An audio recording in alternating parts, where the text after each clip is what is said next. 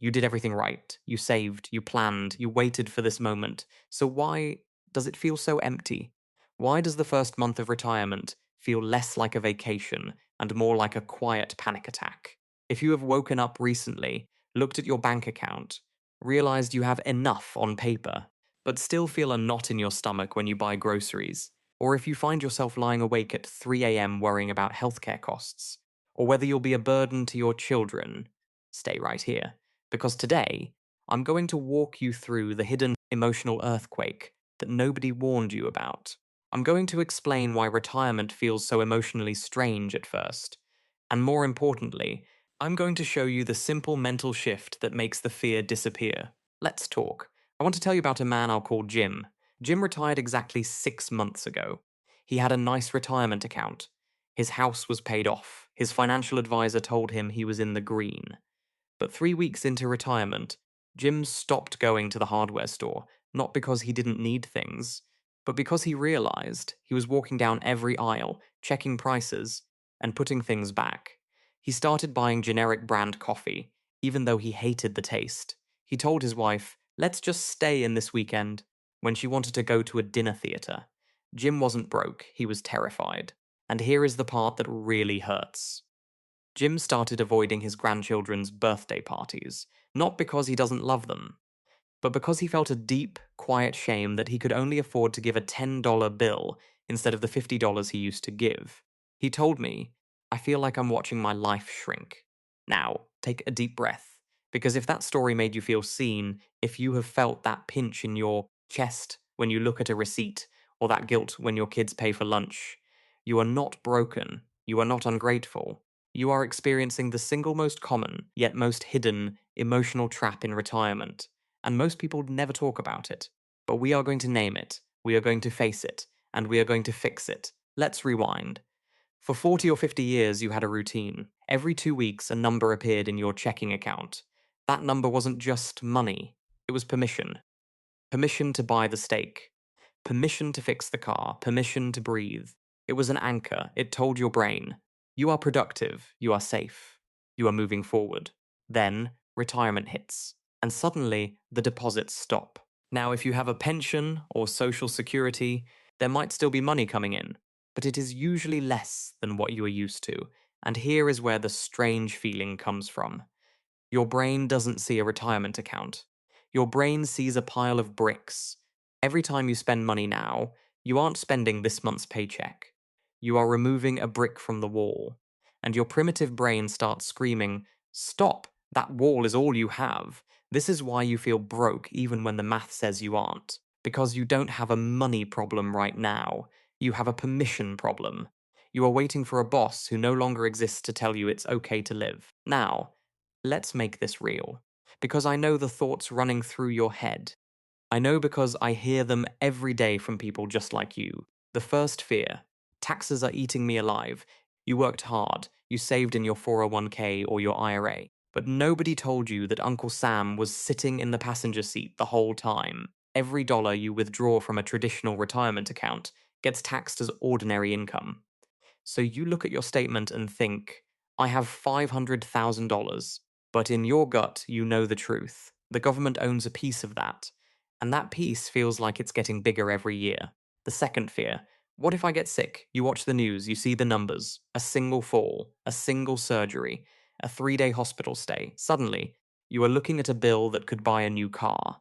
And you start to think, maybe I should skip that physical. Or maybe I don't need that prescription. That is fear lying to you. But it feels so real, doesn't it? And the third fear, the one that keeps you up at night: I don't want to be a burden. This is the silent heartbreaker. You look at your adult children. You see them working hard, paying their own mortgages, raising your grandchildren, and you think, if I run out of money, they will have to save me. That thought feels heavier than any debt. So what do? You stop spending on yourself. You stop traveling. You stop living.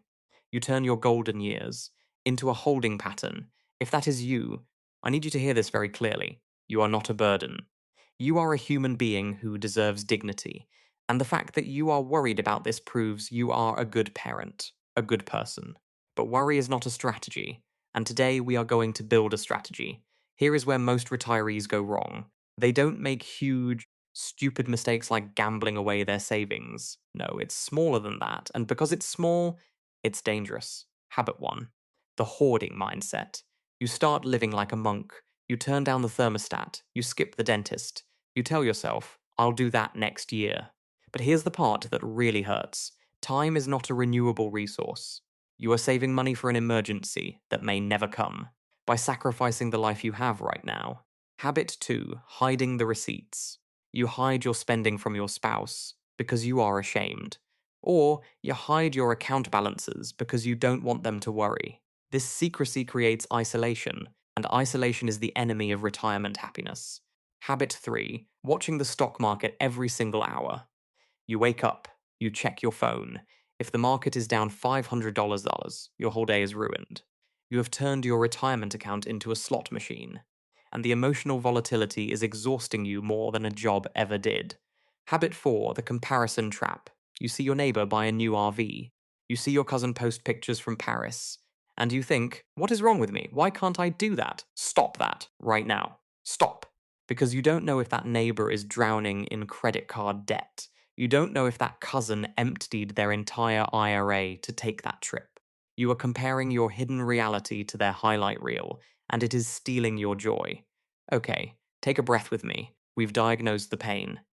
Now let's fix the patient. The problem isn't that you don't have enough money. The problem is that you don't have a spending plan that matches your psychology. You have been trying to use budgeting rules made for 25-year-olds, and they don't fit. Here is a simple way to think about this. Instead of looking at your savings as one big pile of bricks, I want you to think about the 3 buckets. Stay with me until the end because this is where you get your power back. Bucket 1, the now bucket. This is cash, checking account, money market. This is your money for groceries, movies, gas, and coffee with friends. Bucket 2, the later bucket. This is for 5 to 10 years from now. Conservative investments, bonds, dividends. Bucket 3, the legacy sorry bucket. This is long term growth, or long term care insurance, or the money you want to leave to the kids. Most retirees are terrified because they are trying to pay for now out of the later bucket, or they are too scared to touch the now bucket at all. But here is the secret. When you separate the money, the fear separates too, because you give yourself permission to spend the now bucket. You say to your brain, this money is specifically for fun. It is designed to be spent. If I don't spend it this month, I failed. That reverses the psychology. Actionable step 1, the permission slip system. Here is your first action step. I want you to do this today. Open a separate checking account. Call it your freedom account. Every single month, on the 1st, you transfer a specific amount into that account. This is not a bill. This is not for utilities. This is for living. This is your guilt-free spending money. You want to take your granddaughter to the zoo? Freedom account. You want to buy the good salmon instead of the canned tuna? Freedom account. You want to buy a book? Freedom account. Here is the rule. You must spend at least 80% of this account every single month. I know that sounds crazy, but you are retired. You have permission to enjoy the fruits of your labor. If you have $500 in that account and you only spend $100, you haven't saved $400. You have stolen $400 worth of joy from your own life. And your kids don't want your extra $400 when you die. They want the memory of you being happy. Actionable step 2, the tax and healthcare reality check now.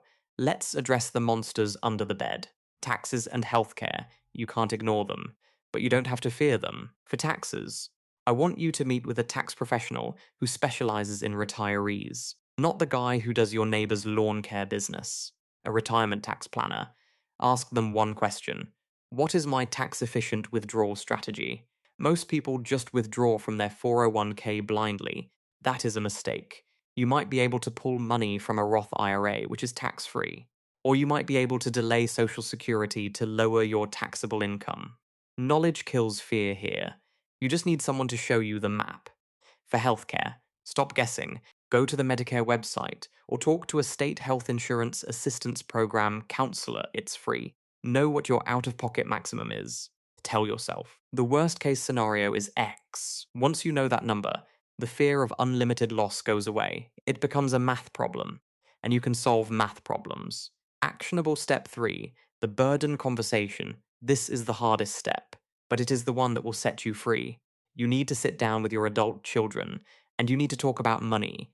I know, nobody wants to do this. But the secrecy is what creates the burden, not the lack of money. Call a family meeting, or just take one child to lunch and say this: I love you, and I am worried about being a burden to you. I want to show you my plan so you know that I am safe. You don't have to show them every bank statement, but show them that you are organized. Show them the three buckets. When your children see that you have a plan, they will relax. And when they relax, you will relax. The biggest burden you can place on your family is not a lack of inheritance. The biggest burden is making them guess and worry in the dark. Shine a light on it. You will feel 10 years lighter. Look at how far we have come. We started this video with you lying awake at 3 a.m., staring at the ceiling, feeling like a stranger in your own life. And now, you have a freedom account. You have a tax strategy.